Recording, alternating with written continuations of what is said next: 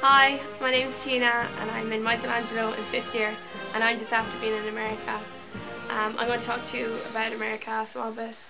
So on our first day when we arrived over there, went to the airport, we met everyone and then we went back to their houses, we met all their families and then we had an early night because we had to be up at 6 o'clock the next morning to head off to Washington DC.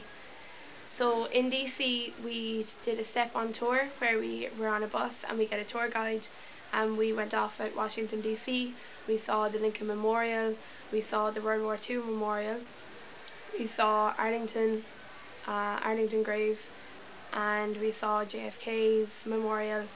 And then the next day we set off for Baltimore, so we saw the aquarium and we got some free time around Baltimore just to explore, so that was great fun. And then we headed back to Limerick in Royersford.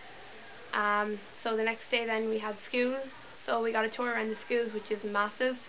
Our school is about, I'd say, their school 10 times as big as our school, and that's only one part of it.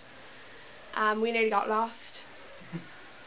We got a tour of the whole school. They have an auditorium, they have 2 or 3 gyms, they have so many classrooms, they have an actual building, which is great. And then we got to a shout out, which is where we recorded videos for our families and friends at home just to tell them how we were getting on. And then we headed back to the family's house, had dinner, and then we went out that night then as a big group. So then the next 2 or 3 days was just shadowing the students around their normal classes. And that was basically what that whole week was about. Then for the second week we headed to Philadelphia. We headed to Lancaster to see the Amish. That was a great experience, something that I've never seen before personally. And then we had the farewell dinner, which is very sad.